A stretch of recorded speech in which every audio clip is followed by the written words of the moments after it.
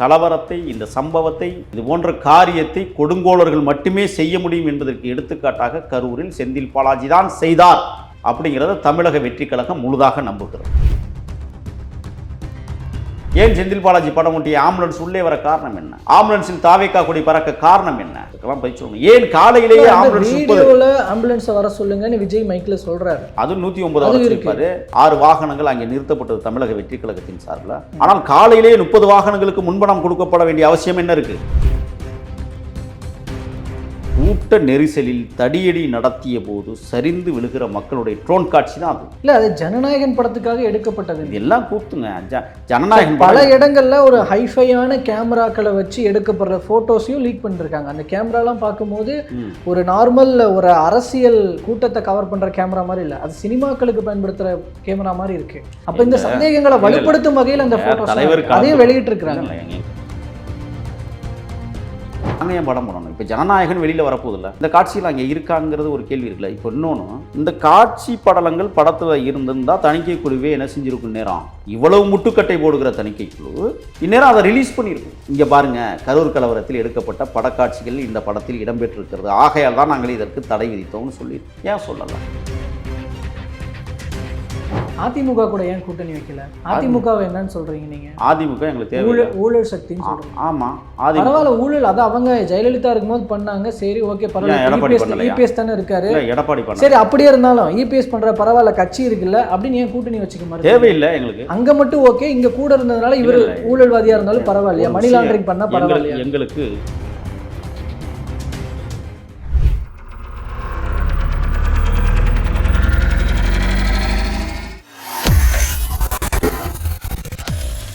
வேலை வேண்டுமா? Blue ocean இருக்கிறது.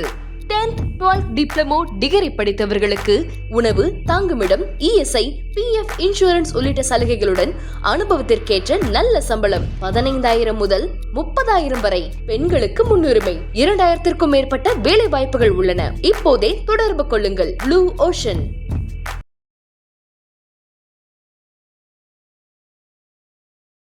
தமிழ் நேயர்கள் அனைவருக்கும் அன்பு வணக்கம்.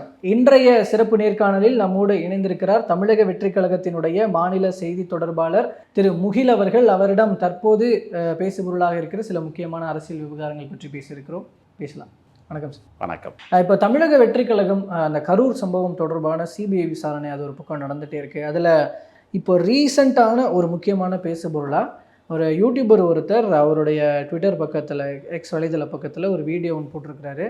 இந்த மாதிரி அந்த ட்ரோன் ஷாட் அது அதாவது ஜனநாயகன் படத்துக்காக எடுக்கப்பட்டது. இது ஏற்கனவே நக்கீரன் கோபால் அவர்கள் அதை பேசியிருப்பார்.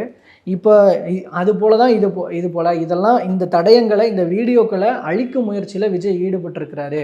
அதெல்லாம் ரெக்கவர் பண்ணப்பட்டிருக்குன்னு அவரோட பதிவில் குறிப்பிட்டிருக்கிறாரு. ஒரு வீடியோ ஷாட்டையும் இது பண்ணியிருக்கிறார். அங்கே என்ன நடக்குது அப்படிங்கிறது விஜய்க்கு தெரிஞ்சிருந்திருக்கு அப்படிங்கிறதெல்லாம் முக்கியமான குற்றச்சாட்டு. காட்சிகள் நீங்கள் பார்த்தீங்கன்னா மக்கள் சரிந்து விழுகிற அந்த காட்சியெல்லாம் நீங்கள் சொல்லிக்கிட்டு இருக்கிறீங்க. ஏன் தடியடி நடத்தப்பட்டது? தடியடி நடத்த வேண்டிய அவசியம் என்ன இருக்குது? யார் நடத்த உத்தரவிட்டது? யார் நடத்தினார்கள்? அந்த வீடியோக்கு இதுதான் கேள்வி. ஏன் பள்ளம் நோண்டி வைக்கப்பட்டது? பள்ளத்தை மூடாமல் போன மர்மம் என்ன? அந்த பள்ளத்திற்குள் 17 பேர் விழுந்து இறந்திருக்கிறார்கள். அப்போ பள்ளம் வேண்டும் என்பதை திட்டம் தீட்டியவர்கள் யார்? தீர்மானித்தவர்கள் யார்? இதுக்கெல்லாம் பதில் சொல்ல வேண்டிய இடத்துல இன்னைக்கு செந்தில் பாலாஜி இருக்கிறார். செந்தில் பாலாஜியும் எனக்கு என்கிட்ட கேட்கப்பட்ட கேள்விகளுக்கு நான் ப்ராப்பராக பதில் கொடுத்துருக்கேன்னு தான் வெளியில் சொல்லியிருக்கிறேன். வெளியில் சொல்லுவாங்க. என்ன சொன்னாருன்னு சொன்னாங்களா? அவங்க என்ன கேட்டாங்க, என்ன சொன்னாங்க, அது விசாரணையில் ரகசியமாக்கப்பட்டது. நாங்கள் திட்டமிட்டு சொல்லுகிறோம், இந்த கலவரத்தை, இந்த சம்பவத்தை, இது போன்ற காரியத்தை கொடுங்கோலர்கள் மட்டுமே செய்ய முடியும் என்பதற்கு எடுத்துக்காட்டாக கரூரில் செந்தில் பாலாஜி தான் செய்தார் அப்படிங்கிறத தமிழக வெற்றி கழகம் முழுதாக நம்புகிறது. அவரை தாண்டி வேறு சம்பவத்திற்கு இடமே இல்லை. நான் நம்மளுடைய வலைவலித்தளத்திலே நான் கேட்டேன், ஏன் செந்தில் பாலாஜி படம் ஒட்டிய பாட்டில் உள்ளே வந்தது? ஏன் செந்தில் பாலாஜி படம் ஒட்டிய ஆம்புலன்ஸ் உள்ளே வர காரணம் என்ன? ஆம்புலன்ஸில் தாவேக்கா கொடி பறக்க காரணம் என்ன? இதெல்லாம் போய் சொல்லணும். ஏன் காலையிலேயே ஆம்புலன்ஸ் வர சொல்லுங்கன்னு விஜய் மைக்ல சொல்றாரு. அது 109 இருப்பாரு. 6 வாகனங்கள் அங்கே நிறுத்தப்பட்டது தமிழக வெற்றி கழகத்தின் சார்பில். ஆனால் காலையிலேயே 30 வாகனங்களுக்கு முன்பணம் கொடுக்கப்பட வேண்டிய அவசியம் என்ன இருக்கு? ஏன் காலையிலேயே கொடுக்கப்பட்டது? அதுவும் கரூரை தாண்டி சுற்று வட்டார பகுதியில் இருக்கிற ஆம்புலன்ஸ்களுக்கு விலை பேசப்பட்டதின் மர்மம் என்ன? இதெல்லாம் இன்றைக்கு தேவைப்படுகிறது. இன்றைக்கு ஏதோ ஒரு புதிய காட்சி அது எங்களுக்கு சாதகம். கூட்ட நெரிசலில் தடியடி நடத்திய போது சரிந்து விழுகிற மக்களுடைய ட்ரோன் காட்சி தான் அது. இல்ல அது ஜனநாயகன் படத்துக்காக எடுக்கப்பட்டது. இது எல்லாம் கூத்துங்க. ஜனநாயகன் பல இடங்கள்ல ஒரு ஹைஃபையான கேமராக்களை வச்சு எடுக்கப்படுற போட்டோஸையும் லீக் பண்ணிருக்காங்க. அந்த கேமராலாம் பார்க்கும்போது ஒரு நார்மல் ஒரு அரசியல் கூட்டத்தை கவர் பண்ற கேமரா மாதிரி இல்ல, அது சினிமாக்களுக்கு பயன்படுத்துற கேமரா மாதிரி இருக்கு. அப்ப இந்த சந்தேகங்களை வலுப்படுத்தும் வகையில் அந்த போட்டோஸ் அதையும் வெளியிட்டு இருக்காங்க. எங்க தலைவர் கலந்து கொள்கிற எல்லா இடங்களிலும் பல ட்ரோன்கள் பறக்கிறது. உங்களுக்கு புரியும்னு நினைக்கிறேன், நீங்கள் பார்த்துருக்கீங்க. பல அதிநவீன கேமராக்கள் பயன்படுத்தப்படுகிறது. கிரிக்கெட்டு மேட்ச் நடக்கும்போது ஒளிபரப்பக்கூடிய லைவில் பயன்படுத்தக்கூடிய கேமராக்கள்லாம் எங்கள் தலைவருடைய அந்த மாநாடுகள் கூட்டங்களில் பயன்படுத்தப்படுது. யார் பயன்படுத்துறது? பயன்படுத்துகிறாங்க, கட்சிக்கு தேவை. அதை யாரால பயன்படுத்த முடியும்? நாளைக்கு வரலாறாக வரையப்படுகிற அந்த பொக்கிஷங்களை பாதுகாக்க வேண்டியது தமிழக. சார் நீங்கள் சொல்கிற மாதிரி அப்படிப்பட்ட கேமராக்களை யாரால பயன்படுத்த முடியும்னு நான் கேட்குறேன். எங்கள் கட்சியால் பயன்படுத்த முடியும். என்னப்போ அதில் இருக்குது? கட்சிக்காகவா கட்சிக்காக பயன்படுத்தணும். படத்துக்காகவா? கட்சிக்காக தானே. நாங்கள் ஏன் படம் பண்ணணும்? இப்போ ஜனநாயகன் வெளியில் வரப்போதில்ல, இந்த காட்சியில் அங்கே இருக்காங்கிறது ஒரு கேள்வி இருக்குல்ல. இப்போ இன்னொன்று, இந்த காட்சி படலங்கள் படத்தில் இருந்திருந்தால் தணிக்கை குழுவே என்ன செஞ்சுருக்கும்? நேரம் இவ்வளவு முட்டுக்கட்டை போடுகிற தணிக்கை குழு இந்நேரம் அதை ரிலீஸ் பண்ணியிருக்கும். இங்கே பாருங்கள், கரூர் கலவரத்தில் எடுக்கப்பட்ட படக்காட்சிகள் இந்த படத்தில் இடம்பெற்றிருக்கிறது, ஆகையால் தான் நாங்கள் இதற்கு தடை விதித்தோம்னு சொல்லியிருக்கோம். ஏன் சொல்லலை? படத்துக்காக எடுக்கப்பட்டது, படத்திலே இல்லை அந்த காட்சி, அப்புறம் எப்படி எடுக்கப்பட்டது? ஒரு மாயத்தை. படம் வந்தால் தெரிஞ்சிடும் அப்படின்றாங்க. படம் வரும்பொழுது நீங்கள் பாருங்கள். இப்போ செந்தில் பாலாஜி மீது குற்றச்சாட்டுகள் நிரூபிக்கப்பட போகிறது. அதை மூடி மறைப்பதற்காக இன்னைக்கு திமுகவினர் செய்த செயல்பாடு தான் இந்த ட்ரோன் காட்சிகள். அந்த ட்ரோன் காட்சிகள் மக்கள் சரிந்து விழுகிற காட்சிகள், அது தடியடி நடத்தப்பட்டதால் விழுந்த காட்சிகள். வேற என்ன? நாங்கள் தெளிவானவர்கள். அதனால தான் எங்கள் தலைவர் தேர்தல் பிரச்சாரத்தை சிபிஐ அலுவலகத்திலிருந்து தொடங்கினார், டெல்லியிலிருந்தே. ஒருவேளை எங்கள் தலைவர் டெல்லியில் நின்னா கூட மாபெரும் வெற்றியை ஈட்டுவார் என்பது வரலாறாக பதிவு செய்யப்பட்டிருக்கிறது. டெல்லி சிபிஐ அலுவலகத்திற்கு முன்னால் ஆயிரக்கணக்கான தொண்டர்கள் ஆர்வரித்து எங்கள் தலைவரை வரவேற்றார். இங்கே தேர்தல் தேதி அறிவிக்கப்படுகிறது, அங்கே எங்கள் தலைவர் பிரச்சாரத்தை தொடங்கினார். இந்த பாக்கியம் யாருக்கும் கிடைக்காது. ஆக ஒரு மாபெரும் யுக்தி புரட்சியை தமிழக வெற்றி கழகம் இன்றைக்கு தமிழ்நாட்டில் எடுத்திருக்கிறது. தமிழ்நாடு முழுவதும் அதிருகிறது. 16 சாதிய கட்சிகளை கூட்டணி சேர்த்துக்கொண்டு மதசார்பற்ற 6 மதவாதிகளை இணைத்துக்கொண்டு மதசார்பற்ற என்று பேசுகிற மடையர்களுக்கு மத்தியில் அனைத்து இந்திய அண்ணா திராவிட முன்னேற்ற கழகம் 13 கட்சிகளோடு கூட்டணி வைத்துக்கொண்டு கிட்டத்தட்ட 34 கட்சிகள் இணைந்து ஒரு தலைவரை எதிர்க்கிறது என்றால் எங்கள் தலைவர் மிக நேர்மையான பதவி. ஏன் இத்தனை கட்சி எதிர்க்கணும்? அரசியலுக்கே வரலையே சார். அவங்க கூட்டணி சேர்த்துக்கிட்டு அவங்களுக்குள்ள எதிர்த்துக்கிறாங்க, விஜய் எதிர்க்கிறாங்க. எங்கள் தலைவர் சொன்னதை போல நிழலுக்கு ஒண்டுகிறவர்கள் எல்லாம் இன்றைக்கு கட்சிகளாக இணைத்து கொண்டு களத்தில் ஒரு பிம்பத்தை உருவாக்கினார். கருணாநிதி இதே தான் செய்தார். இல்லை, நீங்கள் சொல்கிற மாதிரி அப்படி பண்ணுறதுனால அவங்க ஜெயிக்க போகிறாங்க. அப்படியாப்பட்ட சூழல் தான் நிலவுது. இல்லை, இப்படியாப்பட்ட சூழலைத்தான் கருணாநிதியும் ஏற்படுத்தினார். 2006 தோத்தார். அதை நீங்கள் மனசில் வச்சுக்கணும். இப்பொழுதும் திமுக தோற்பது உறுதி, அதில் மாற்றம் இல்லை, எழுதி வைத்துக் கொள்ளுங்கள். நாங்கள் ஆர்வம் சொல்லலை, ஆர்வரித்து சொல்லுகிறோம். ஊராக போய்விட்டு சொல்லுகிறோம். தமிழக வெற்றி கழகம் என்பது தமிழர்களுக்கான பொக்கிஷம் என்பதை தமிழர்களை உணர்ந்த காரணத்தால். அதே யூடியூபர் வேறு சில பதிவுகள் தொடர்ச்சியாக அடுத்தடுத்து இன்னமும் போட்டுட்ருக்கார், போடவும் போகிறார். ஆதவ் அர்ஜுனா தொடர்பாக அவர் இன்னமும் மணி லாண்டரிங் தான் பண்ணிட்டு இருக்கிறாரு. ஆதவ் அர்ஜுனாவாக இருக்கட்டும், அவரோட குடும்பமாக இருக்கட்டும், குறிப்பாக அவரோட மனைவி பேரில் நிறைய நிறுவனங்கள் எல்லாமே ஷெல் கம்பெனி மணி லாண்டரிங் தான் பண்ணிட்டு இருக்கிறாரு. இப்படிப்பட்ட ஒருத்தரை கூட வச்சுக்கிட்டு தான் விஜய் அவர்கள் தூய ஆட்சி கொடுக்க போறாரா அப்படின்னு கேள்வி கேட்குறேன். முதல்ல அதுக்கான ஆதாரங்களை வெளியிட, மூர்த்தி அடித்த கொள்ளையை வெளியிட சொல்லுங்க அந்த யூடியூபரை.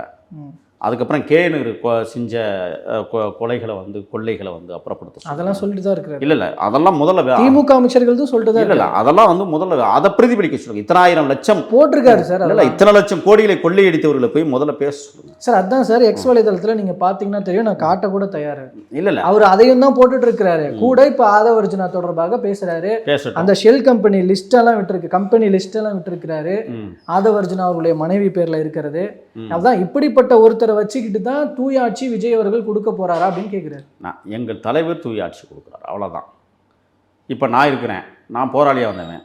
அப்போ நான் என்னைய பற்றியான ஒரு வரலாறு எழுதும்போது விஜய் அவர்கள் ஆயுதம் தரித்த யுத்த களத்தோடு தான் அரசியல் தொடங்குறான்னு பேச முடியுமா? அதிமுக கூட ஏன் கூட்டணி வைக்கல?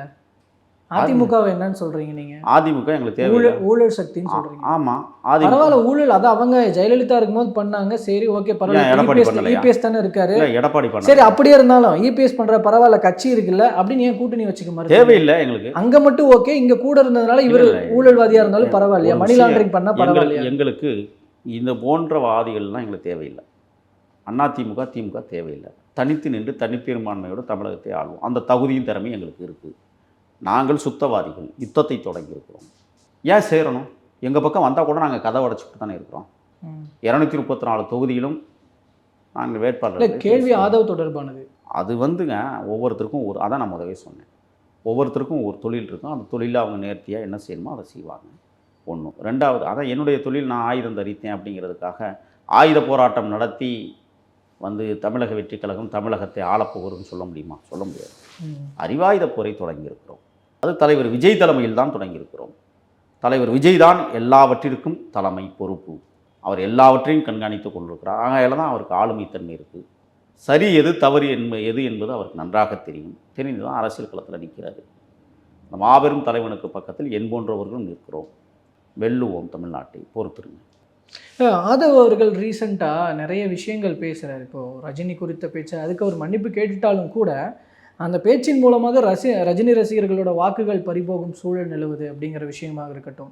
அவர் வேறு சில திடீர்னு ஏதாவது ஒன்று பேசி விட்டுறாரு, அது பேக் ஃபயர் ஆகிட்டே இருக்கு விஜய்க்கும் தாவேக்காவுக்கும். இல்லை ரஜினி ரசிகர்கள் எல்லாம் தாவேக்காவுக்கு ஓட்டு போட மாட்டாங்கன்னு சொல்வது தவறான செய்தி.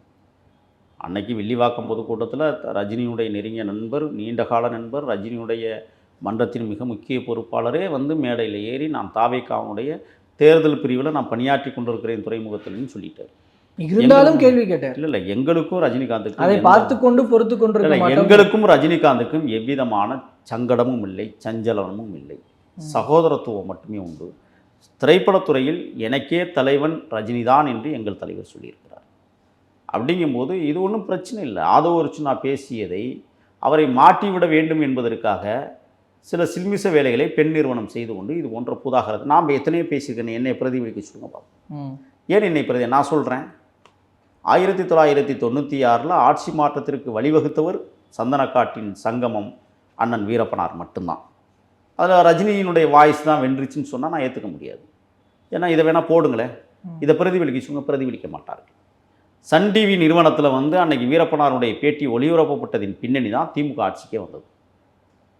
இப்போ என்ன சொல்கிறாங்க, ரஜினியுடைய வாய்ஸில் தான் ஒரு ஆட்சிக்கு மாற்றம் நடந்தது. அது இல்லை. 96 நடைபெற்ற 91லேருந்து 96 வரை நடைபெற்ற சம்பவங்கள், சிதம்பரம் பத்மினி கற்பழிக்கப்பட்ட சம்பவம், வாச்சாத்தியில் 18 பெண்கள் ஏரிக்கரையில் கொண்டு போய் கற்பழித்த கொடூர நிகழ்வுகள், அது மட்டுமல்ல மகாமகம் குளத்திற்கு குளிக்கச் சென்ற எம்மையார் ஜெயலலிதாவிற்கு பின்னால் 48 உயிர்கள் பறிபோனது, வளர்ப்பு மகன் என்ற ஒருவரை கொண்டு 100 கோடி ரூபாய் ஆடம்பர திருமணம், இதெல்லாம் அந்த காலகட்டங்களில் நடைபெற்றது. மக்கள் கொதித்திருந்தார்கள்.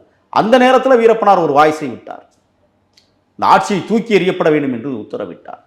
மக்கள் தூக்கி எறினார். ஆனால் இன்றைக்கு வரலாறு என்ன பேசுகிறது என்றால், வீரப்பனாரை பேசவில்லை, ரஜினிகாந்தை பேசுகிறது. ரஜினிகாந்தை விட 1000 மடங்கு வாய்ஸ் வீரப்பனாருடையது. அதை ஒத்துக்கொள்ள வேண்டும். வரலாறை திருத்தி எழுதிவிடக்கூடாது. இல்லை இது ஒரு பங்குன்னு அது ஒரு பங்கு. இப்போ நான் சொல்கிறேன், இதை பிரதிபலிக்க சொல்லுங்க பார்ப்போம். ரஜினிக்கு எதிராக முகில் பேட்டி போடுங்க, கட் பண்ணி போடுவாங்க பாருங்க, போடட்டும். அடுத்து ஆதவுக்கு அடுத்தபடியாக போடட்டும் தான் நான் சொல்கிறேன். உண்மையான நிலைமை தானே. அன்னைக்கு காலகட்டத்தில் 96 ஏன் சன் டிவி இதை ஒளிபரப்பியது? தேர்தலுக்காக ஒளிபரப்பியது. காட்டுக்குள் இருக்கிற ஒரு மனிதன் அரசியல் பேசுகிறான் என்று ஒளிபரப்பியது. அன்றாடங்காட்சி மக்களும் அதை ஆழ்ந்து உணர்ந்தார்கள். இந்த ஆட்சியினுடைய அவல கொடுமைகளை தோல் உரித்திருந்தார். அதனால தான் சன் டிவி அதை வெளியிட்டது.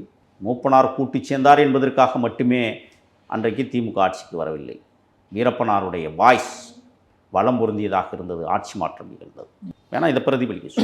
ஓகே, இதையும் போட்டுருவோம், என்ன ரீப்ளை வருதுன்னு பார்க்கலாம். அண்டு நிறைவாக ஒரு விஷயம், எங்கள் முன்னாடி உட்காந்து கூட பேச தயங்கினவங்கெல்லாம் இப்போ எங்களுக்கு சவால் விடுறாங்க. கூட்டணிக்கு யாரும் கூப்பிட்டு கூட யாரும் வரல. அந்த பால்வாடி இயக்கத்துக்கு இந்த பவள விழா இயக்கம் பாடம் எடுக்கும் அப்படின்னு அமைச்சர் சேகர் பாபு சொல்லியிருக்கார். தாவேக்காவை தான் மேற்கோள் காட்டுறார். ரவுடித்துறை அமைச்சரா? அமைச்சர் சேகர் பாபு, அறநிலையத்துறை அமைச்சர். இல்லை, ரவுடித்துறை அமைச்சர். அது நீங்கள் வச்சுக்கிட்ட பேர், எப்படி வச்சுக்கோங்க. இல்லை, உலகமே அதைத்தான் சொல்லுது. பட் அரசு ரீதியாக பொறுப்புன்னு ஒன்று இருக்கும் இல்லையா, அறநிலையத்துறை அமைச்சர். சொல்லுங்கள். சொல்கிறார் பவளவிழா பாப்பாவில் இவர் எப்போ போய் சேர்ந்தார்? மதுசூதனுக்கு எடுப்பு வேலை செஞ்சுக்கிட்டு சூரட்டி ஓட்டிக்கிட்டு இருந்த கும்பலுக்கெல்லாம் நாங்கள் பதில் சொல்லணுமா?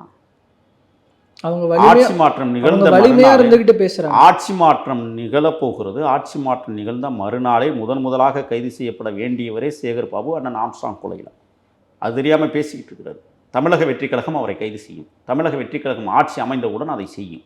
எழுதி வச்சுக்கோங்க, மாற்றம் இல்லை. அவரெல்லாம் பேசுவதற்கு அருகதையற்றவர். நாங்கள் மாந்தர்களை மதிக்கக்கூடியவர்கள், மனிதரில் புனிதர்களை நேசிக்கக்கூடியவர்கள். ரவுடிகளை நேசிக்க வேண்டிய அவசியம் எங்களுக்கு இல்லை. பொறுத்திருந்து பார்ப்போம். அதுக்கு நீங்கள் ஆட்சி அமைக்கணும், ஆட்சி அமைச்சாதான் நீங்கள் சொல்கிற நடவடிக்கைகள்லாம் இருக்கும். பட் பார்க்கலாம் அமைக்குமா அமைக்காது அப்படிங்கிறத. தற்போது வரைக்கும் பல்வேறு தகவல்களையும் கருத்துக்களை பகிர்ந்து கொண்டு வைக்கிறோம். நன்றி. நன்றி.